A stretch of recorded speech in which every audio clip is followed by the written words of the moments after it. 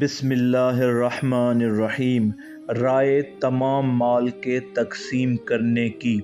سعید بن مسیب سے روایت ہے کہ اس نے کہا، اصحاب رسول میں سے سوائے علی ابن ابی طالب کے کسی نے بھی سلونی کا دعویٰ نہیں کیا۔ آپ فراز منبر پر بلند تشنگان علم کو پکارتے اور دعوت عام دیتے کہ سلونی قبل ان تفقدونی، جو پوچھنا ہو میری زندگی میں مجھ سے پوچھ لو۔ پوچھنے والے اپنی ذہنی استعداد کے مطابق پوچھتے اور بقدر وسعت ظرف جواب حاصل کرتے رہے۔ سعید ابن مسیب لکھتے ہیں، لوگوں میں سے کسی نے بھی یہ دعویٰ نہیں کیا کہ مجھ سے جو چاہو پوچھ لو سوائے علی ابن ابی طالب کے۔ ہے جس کا نطق رمز سلونی کی آبشار، جس کے کرم سے دین کے گلستان میں ہے بہار، جو ہے فضائے ارض و سما کا نگاہ دار، ہے میر کارواں وہ علی کہکشاں سوار، دھڑکا نہیں ہے جس کو کسی اضطراب کا، بخشا نبی نے جس کو لقب بو تراب کا۔ ذخائر العقبہ میں موسیٰ بن طلحہ سے روایت ہے کہ بیت المال میں کچھ جمع ہوا مال تقسیم کیا گیا تو کچھ مال بچا رہا۔ حضرت عمر نے اس باقی ماندہ مال کے بارے میں اصحاب سے مشورہ مانگا تو انہوں نے کہا، اس مال کو محفوظ رکھنا چاہیے تاکہ بوقت ضرورت کسی کام میں لگایا جائے۔ اس وقت جناب امیر علیہ السلام بھی موجود تھے۔ حضرت عمر نے عرض کیا، اے ابوالحسن، آپ کیوں خاموش ہیں؟ کچھ فرمائیے۔ مولا کائنات علی علیہ السلام نے فرمایا، آپ سب بات کر رہے ہیں تو ہم بھی سن رہے ہیں۔ حضرت عمر نے کہا، آپ بھی اپنی رائے سے نوازیے تاکہ اس باقی ماندہ مال کا کچھ فیصلہ ہو سکے۔ امیر المومنین علی علیہ السلام نے فرمایا، میری رائے تو یہ ہے کہ باقی ماندہ مال کو بھی تقسیم کر دیا جائے۔ حضرت عمر نے جناب امیر علیہ السلام کے فرمان پر فوراً عمل کیا اور باقی ماندہ مال بھی ضرورت مندوں میں تقسیم کر دیا۔ اس روایت کو ابن شہر آشوب نے مناقب میں قاضی نعمان سے نقل کیا ہے۔ فرمان رسالت مآب صلی اللہ علیہ وآلہ وسلم ہے، میں نبیوں کا سردار ہوں اور علی تمام اوصیاء کے سردار ہیں۔ جناب صدوق محمد بن علی نے اپنی کتاب اکمال الدین و اتمام النعمت میں ابابہ بن ربیع سے اور انہوں نے ابن عباس سے یہ حدیث روایت کی ہے۔ قدامہ بن مظعون کا شراب پینا۔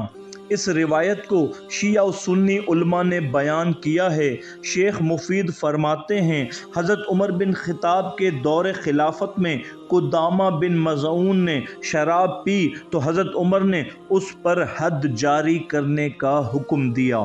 قدامہ نے شراب کے نشے میں کہا، مجھ پر کوئی حد نہیں ہے کیونکہ خداوند عالم کا فرمان موجود ہے، لیس علی الذین آمنوا وعملوا الصالحات جناح فیما طعموا اذا ما اتقوا وآمنوا۔ ایمان لانے والوں اور عمل صالح کرنے والوں پر کوئی حرج نہیں ہے جو کچھ انہوں نے کھایا پیا ہو۔ میں تو مہاجرین اول اور مجاہدین بدر میں سے ہوں۔ حضرت عمر نے کہا، تو درست کہتا ہے۔ آخر کار قدامہ کو بغیر سزا دیے چھوڑ دیا گیا۔ یہ بات جب مولا کائنات تک پہنچی تو جناب امیر علیہ السلام حضرت کے پاس آئے اور فرمایا، قدامہ پر حد کیوں نہیں جاری کی جبکہ وہ گناہ کا مرتکب ہوا ہے؟ حضرت عمر نے آپ سے تمام معاملہ بیان کیا۔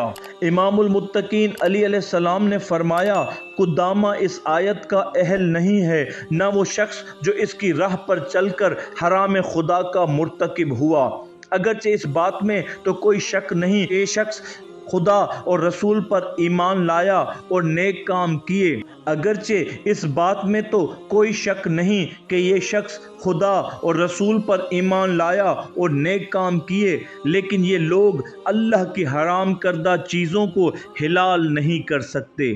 پس قدامہ کے لیے واجب ہے کہ وہ توبہ کرے، اگر وہ توبہ کرے تو اس پر حد جاری کی جائے، اگر وہ توبہ نہ کرے تو اس کی گردن اڑا دی جائے، کیونکہ وہ دین اسلام سے خارج ہو گیا ہے۔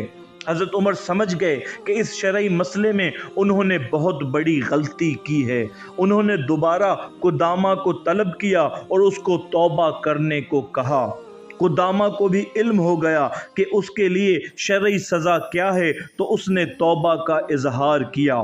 حضرت عمر نے جناب امیر علیہ السلام سے درخواست کی کہ اے ابا الحسن، آپ فرمائیے کہ اب اس پر کس طرح حد جاری کرنی ہے۔ جناب امیر علیہ السلام نے فرمایا، اسے 80 تازیانے مارے جائیں، کیونکہ جو بھی شراب پیتا ہے، مستی میں آ جاتا ہے اور بہکی بہکی باتیں کرتا اور شر بڑھاتا ہے اور جھوٹ باندھتا ہے۔ پس حضرت عمر نے اس کو 80 تازیانے لگانے کا حکم دیا۔ اس روایت کو ابن تیمیہ نے منہاج السنہ میں نقل کیا ہے اور اس سوال کا جواب عبداللہ ابن عباس سے پیش کیا ہے۔ اگر یہ روایت حقیقت پر مبنی ہے تو وہ بھی امیر علیہ السلام کے شاگرد تھے اور آپ سے علمی رہنمائی حاصل کرتے۔ ابن عباس امیر المومنین کے آگے زانوئے تلمذ طے کرتے تھے، آپ کے علمی فیضان سے بہرہ یاب ہوتے تھے اور اکثر کہا کرتے تھے، میرے اور اصحاب پیغمبر کے علم کو علی علیہ السلام کے علم سے وہی نسبت ہے جو ایک قطرہ کو 7 سمندروں سے ہوتی ہے۔ اس واقعے کو شاہ ولی اللہ حنفی دہلوی نے کتاب قرۃ العین میں اور اسی طرح علی متقی نے کنز القرآن فی فقہ القرآن میں نقل کیا ہے۔ ان کے علاوہ میر حامد حسین کے والد میر محمد کلی اپنی کتاب تیشد المطائن میں بحوالہ تنبیہ الغافلین ابو لیث نے عطا سے اور عطا نے صائب سے اور صائب نے عبد الرحمن سلمہ سے نقل کیا ہے کہ شام میں یزید بن ابی سفیان کے مکان پر 3 لوگوں نے شراب پی اور ساتھ یہ بھی ثبوت لائے کہ ہم پر شراب حلال ہے، چونکہ خداوند عالم قرآن مجید میں خود ارشاد فرماتا ہے، ایمان لانے والوں اور عمل صالح کرنے والوں پر کوئی حرج نہیں ہے جو کچھ انہوں نے کھایا پیا ہو۔ یزید بن ابی سفیان نے یہ واقعہ حضرت عمر کو لکھ بھیجا تو حضرت عمر نے جواب میں لکھا کہ ان کو میری طرف روانہ کر دیجئے۔ جب یہ لوگ حضرت عمر کے پاس پہنچ گئے تو حضرت عمر نے اصحاب رسول خدا کو جمع کیا تاکہ ان سے شرعی حکم کے بارے میں رائے لی جائے، تو لوگوں نے اس مسئلہ کے جواب میں اختلاف کیا۔ ان میں کچھ نے گردن زنی کا فیصلہ دیا اور بعض نے اس فیصلے کی نفی کی۔ اس وقت امام المتقین ان کے درمیان خاموشی سے تشریف رکھے ہوئے تھے۔